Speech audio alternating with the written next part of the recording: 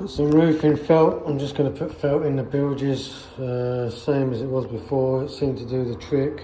Every time I lifted up felt up there, it was really good underneath, so I'm going to put felt back down again. So yeah, I've just got to cut that to size.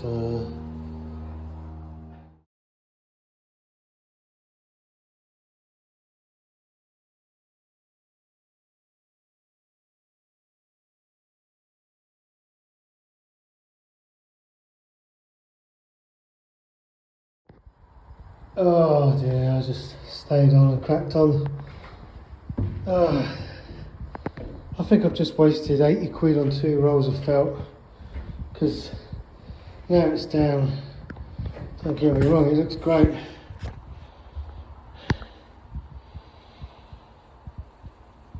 And my thinking was that every time I took up a bit of felt, when I was getting the ballast out, underneath that felt was absolutely phenomenally clean. You know, the felt had done a really good job of protecting the base plate. But there's so that was why I thought, oh, I'll relay felt and then put the ballast back on. It's obviously worked before, let's go for it. But there is something niggling me that I can't help thinking that if water, say that's the shower there, water gets underneath the floor one day, for whatever reason, the trap becomes undone, uncoupled, something happens, there's a leak, water gets under the ballast, and it trickles down through these gaps that are down the side, and they're designed so the water can drain down to the lowest point, which is always going to be the stern, because the stern always sits lower, and then into this ballast here, into this bilge here, there'll be a bilge pump which pumps the water out. That's the way it is. But what if some of that water creeps underneath this felt?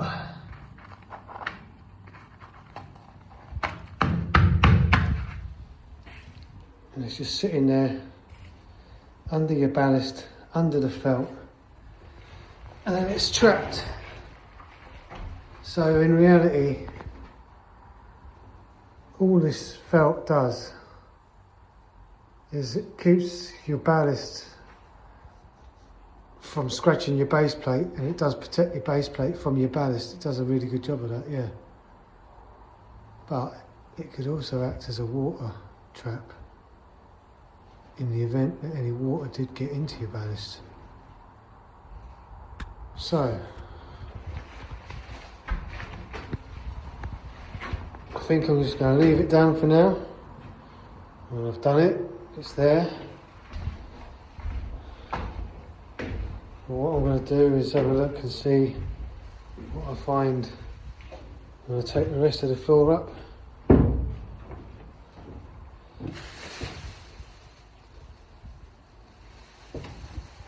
Because there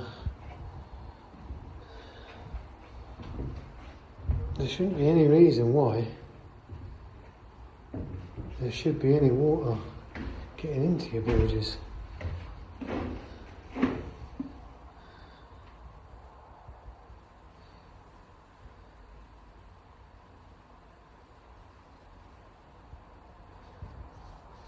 And the other thing to do is just take it all up.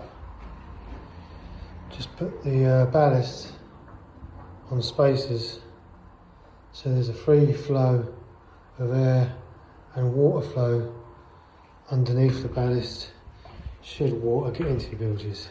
That to me makes sense. It's come to this though. I've got a brain sometimes that cannot visualise things until I've actually done them. And now I've actually got this felt down, the overwhelming fear of water getting under it and becoming a moisture trap is a realisation. Just, why do I do this to myself? I always have to go this far before I realise these things. Oh, damn it. Looks bloody brilliant, but I think it's going to have to come back up. Can't get over the thing. I can't shake this feeling. It's wrong. And it's just going to be a flipping water trap. Imagine water being trapped under there. I mean, one half of me says, yeah, leave it in. It will really do a good job of protecting the bilge base plate from the ballast, from these stupid ass bloody wanky bathing slabs that I'm putting back in, because there's nothing wrong with them really, and that's what was there before, isn't it? All these bloody things, I mean, look at them, the state of them. I haven't got the tiny inclination or the money to go out and buy new bloody engineering blocks or block pavers there. So yeah, this felt will do a good job of protecting the base plate from the old pavers.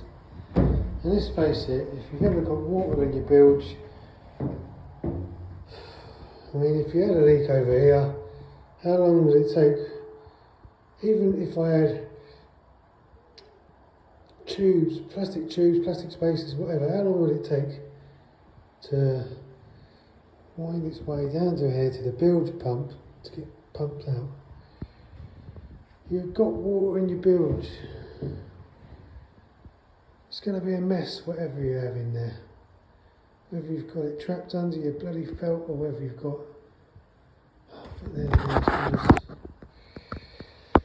You've got free flow of air, if you've got spaces, I don't know.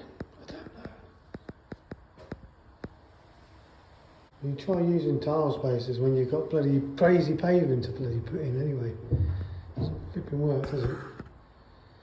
This was what was there before. When I took it up, it was fine below. Apart from here, which we obviously had a serious leak in, which felt spaces, whatever, is never going to bloody recompense for. You've got a serious leak, you've got a serious leak. I mean, as we saw, all these bilges were absolutely chock-a-block with rust. I mean, even if it's wrong, it feels so good. It feels so good to have ballast back in my boat. It feels so good to be looking at the floor that can go down. And at the end of the day, it's just what was there before, but it's been improved by 50 times.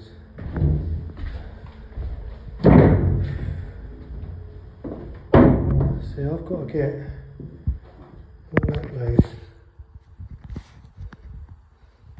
so then I can put protection over this, try and block up this half, and then concentrate on getting that half to look like this. And that looks like progress to me. 6 pavers, taking up a bay.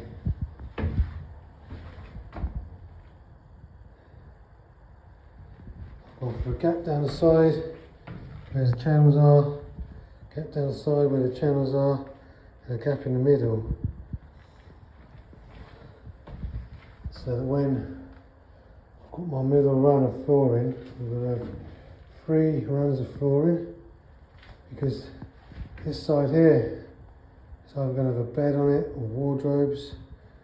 That side there will have a sofa on it, that side there will have the kitchen on it, and there's a shower.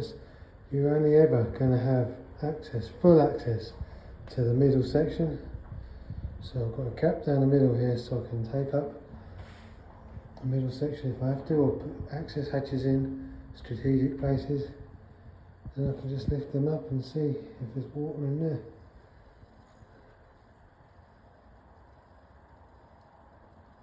Same with the outer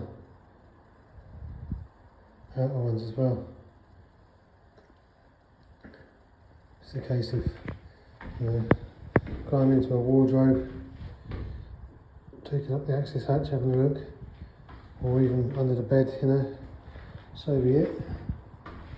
But, to be honest, with built-in wardrobes, beds, kitchen units, showers, you're pretty doomed once you've got water in your bilges anyway, aren't you?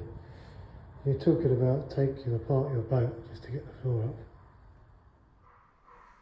Right, so this felt then. This felt's no good. We've decided that it's going to come up. It's just wrong. It's a bloody good idea and it looks good. It's so nice and clean and it's nice to get the ballast down, but wrong idea. The more I thought about it, the more I thought, you know what? You just create your problems in the long run. If you ever did get water in your buildings and you got under there, it's just going to be a trap. So this is going to come up now. I'm not going to have it.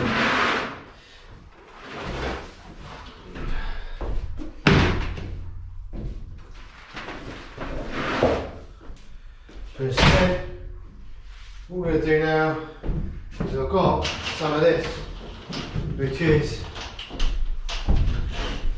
oval conduit. Just find this in Screwfix, Wicks, B&Q, anywhere like that. Oval conduit, more familiar to the household electrician, which is where I got the idea from because I use it quite a lot. But basically, what it's used for is to bring your wires in through the conduit, stick them in the chases in the wall when you're doing chased in sockets and stuff. Well, I'm going to cut it into sections, lay the sections in the bilges and lay the slab on top of it. I think that's a better idea than using tile spacers or anything like that. Just because of the slabs. So there, that's the plan.